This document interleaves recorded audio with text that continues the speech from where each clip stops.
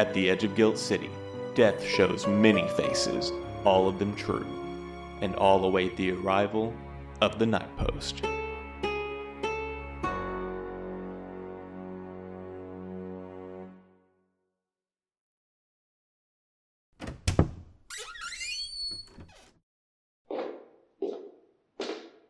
Hello? Anybody home? Quit that. I'm coming. It's broken. I can still hear it. So, Pigeon, what is it? How? Never mind. Just this. Alright, let's see what we got here. Sterling silver chain, 22 inches, tarnished. Pendant looks like river agate, 2-inch diameter. Hollowed in the center and something tiny stuck inside. Is that a snail shell? You got it in one. You can't seriously expect me to buy this. Look, I know it's not worth much. I don't care about that. People bring me their hand-me-down talismans and weird crap from the Skelter all the time. I can make $1 or $2 just about anything. Problem is, I don't buy cursed items. It's not cursed. Mm-hmm. What, I can't win upon a regular old necklace? You didn't come out here to the edge of town on a weekday to sell me a rock on a rusty chain. This thing isn't even worth the tire damage from our parking lot. Well, not my vehicle, so... Just square with me. You're here because you don't know how to get rid of it. I tried throwing it away. Twice. It just kept ending up in my dresser again. Had it a long time? I guess. Well, it's definitely got an attachment to you. Why do you want to get rid of it now? Because I don't want it to be attached to me anymore. That it? I don't know, just... things have been complicated lately. Shit's messed up, and I'm just not in the right headspace. I mean, I'm the common factor in all of it. I know that. It's not like I think some trinket is causing my problems or anything. More like, call it spring cleaning. In the fall. Yep. Selling it's not a bad idea, actually. If you get someone to accept it, it should stop coming back to you. So... Alright, tell you what. There's clearly a story here. Something happened that made this necklace go funny. Tell me what kind of history I'm stepping into here, and I'll take it off your hands. History? Yeah, you know. Who's the original owner, how it came into your possession, and such like. What's it mean to you? That seems like a weird request. Are all pawn shop owners this nosy? Don't act like you wouldn't know. You see anybody lining up behind you to talk to me? I'm bored, and I'm curious. Runs in the blood where I come from. Where's that? Here and there. So, do we have a deal? Sure. Just... Yeah, I'm listening. Okay. Well, this necklace belonged to someone I knew a long time ago. Call her Marion. That's not her name, but Marion was well known enough in my neighborhood, and I don't want... Anyway, just call her Marion. That's close enough. Marion was a teacher, not like an official licensed teacher. I went to a hedge school, if that's not obvious. Probably not like what you're thinking, you know, some drunk guy teaching the local brats how to paint warding signs. No, there were a couple dozen of us, and we had an actual schoolhouse and a curriculum and books. Pretty much everything a regular school has, except for government oversight. Just very low tech. So Marion was the teacher at this school for 20 years or something, before I was even old enough to attend. Point is, she'd had lots of practice managing 20-plus kids of varying ages, packed into a sweltering clapboard building for hours a day. I know I wasn't the easiest child to raise or to teach. I own that, but I couldn't have been the toughest she had to work with. Don't look at me. I don't even know you. Right. I just mean that Ms. Marion was known for being pretty strict, but she seemed to take a particular dislike to me. I couldn't do anything right, as far as she was concerned. It got to where I dreaded going to school because it seemed inevitable that I'd fuck up and make her mad, and then I'd have to stand in front of the class all day, or make a statement to everyone about what I'd done wrong. So she didn't care for me, and the feeling was fucking mutual. The thing about Marion, she wasn't a very showy person. Kept her hair up, wore plain dresses and sensible shoes, was very open about despising tattoos. She wasn't one for jewelry, but she always wore this necklace. I never saw her without it. Finally, the necklace. Quite a bit of lead up there. You asked me to tell the story. Do you want the context or not? I guess. The longer I went to Miss Marion's school, the more fixated I was on this necklace. Every time she'd lean over my desk to say my work was wrong, or correct my posture, or twist my ear, the rock swung right in front of my face. I couldn't stop staring at the little shell inside, wondering who put it there and why. I was afraid to ask, but one afternoon when she'd kept me behind to clean the classroom, Marion told me about it. Maybe she was feeling charitable that day, or maybe she was just tired of me staring at it week after week. I don't know. She said the stone must be as old as the skelter, hollowed out over centuries by some strange current. I was familiar with seeing stones, obviously, but the hole in this one doesn't go all the way through.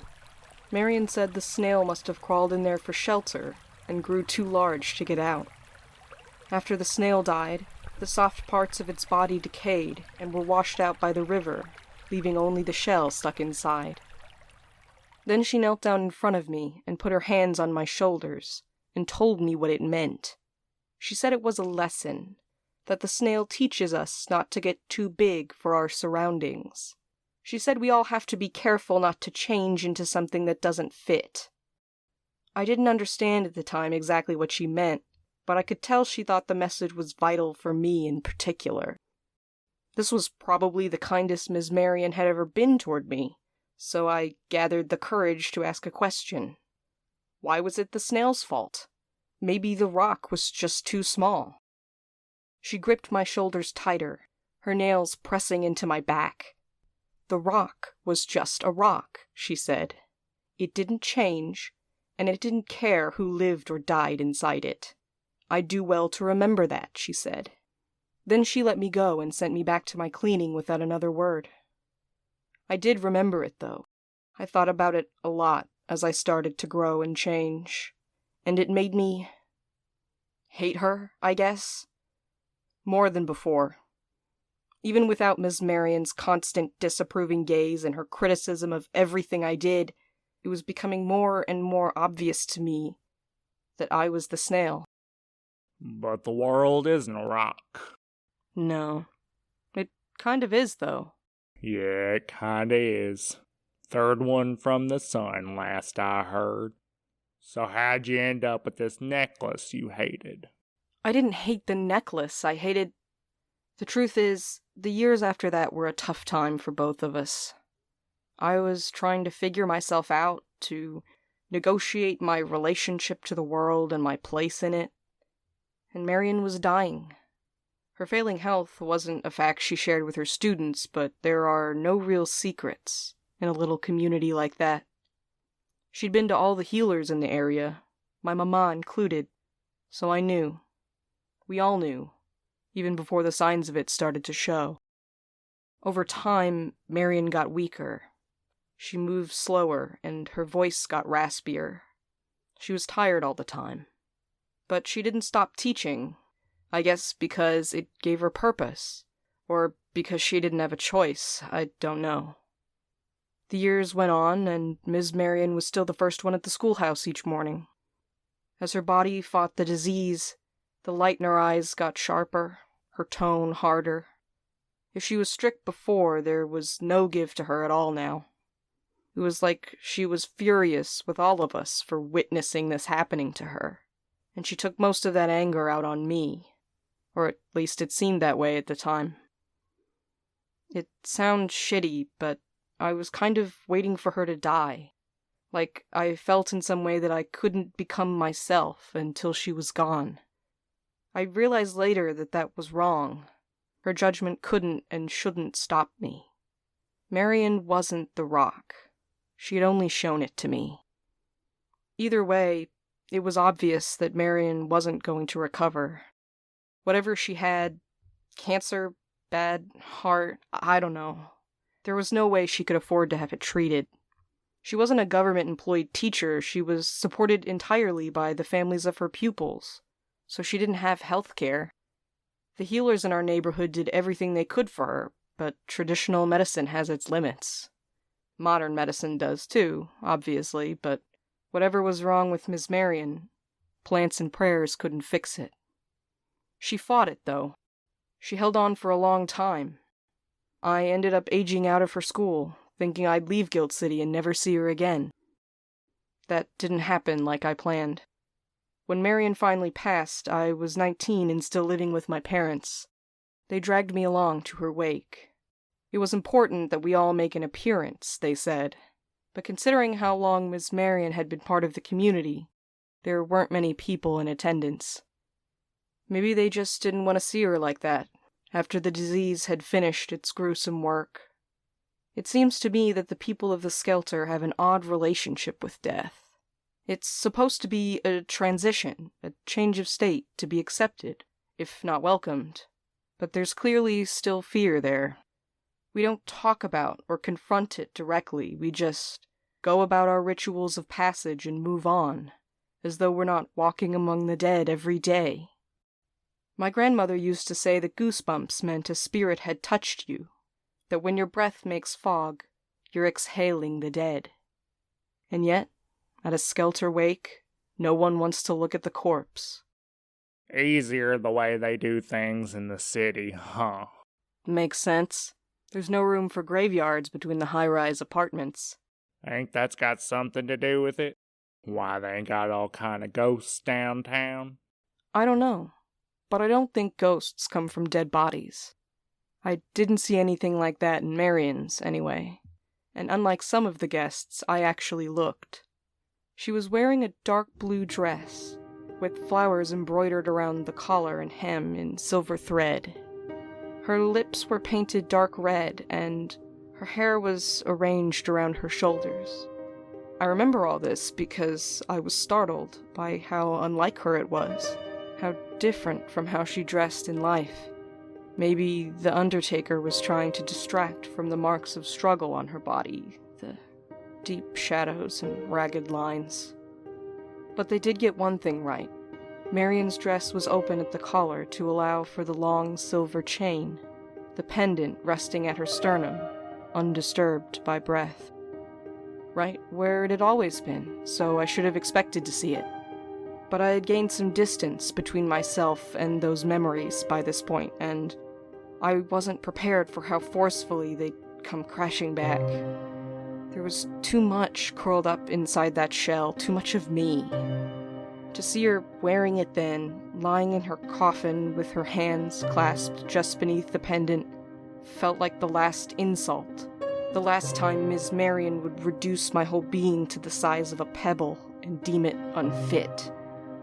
Even in death, she had this bearing of venomous self-righteousness, and I couldn't stand it. I couldn't feel sorry for her, even as I stood over her emaciated form. I was grown and fervently alive, and she couldn't intimidate me anymore. The only other person actually watching by the body was her sister, a woman almost as gray and worn as Marion. So the moment she turned her attention away, I took it. Wait, what? You saying you snatched the necklace off the dead lady? Did you think I was Miss Marion's heir or something? How do I know? I've seen a lot of jewelry come to this place that was creatively acquired, let's say, but the sellers don't usually admit it to me. And taken from the dead is, well, it's like you said. People are weird about that around here. It's something else entirely. Did you want me to make up a story? This is how it happened. I unhooked the clasp and slipped the necklace into my sleeve. No one saw me. Smoothly done, I'll give you that. Probably just luck. But it didn't last. On my way out the door, some duck-footed asshole stepped on my shoelace. When I knelt down to retie it, the necklace fell out of my sleeve. Unusual place for a necklace to appear from. Yeah, it would have been a hell of a party foul if anyone else had noticed. Only my father saw what happened. He dragged me outside by my collar, cursing at me as loud as he dared. When I explained where the thing came from, he wouldn't even touch it. And you still have it. Your pops didn't turn you in? Not out of consideration for me. He wouldn't be able to hold his head up around the neighborhood if everyone knew what I'd done. No, he kept it hush, and no one came around asking for Marion's necklace. My parents quietly consigned me to the night post, with instructions never to come to their house unannounced. If anyone asks after me, they say I've gone to work on a long-haul boat, but I write them when I can. Now, I ain't got kids, but I don't know if I could do that, even if they did what you did. My parents are very devout, in the local sense. I guess giving me to the Skelter is their way of expurgating the sin of having raised me. So you've been holding on to this thing, how long now? 8, going on 9 years. So, you still want it, now you know I got it in pretty much the worst way possible? Deal's a deal, even among thieves. I can give you $5 for your trouble. $5? Come on. Tell me you're not gonna haggle with me over this definitely cursed river rock. Hey, I became a pariah for this river rock. And I just spent 20 minutes spilling my guts to you. The least you could do is give me enough for lunch and gas money back. You ever tell anyone this story before? Why do you care? 10. Final offer. Done. Maybe now I'll have a bit of peace from these damn messages. How's that? Nothing, just talking to myself. That's apparently a thing I do now, but hopefully not anymore. You kinda bailed me out, I guess, so thanks. Don't mention it. You know me. I'm a kind old soul. Sure. See you around.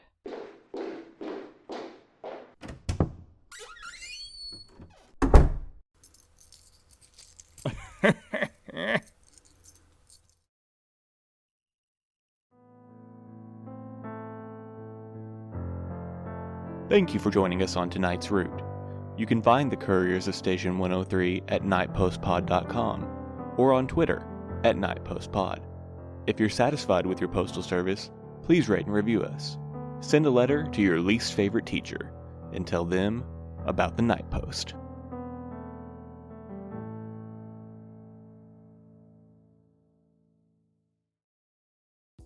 Diane, this is Agent Delaney.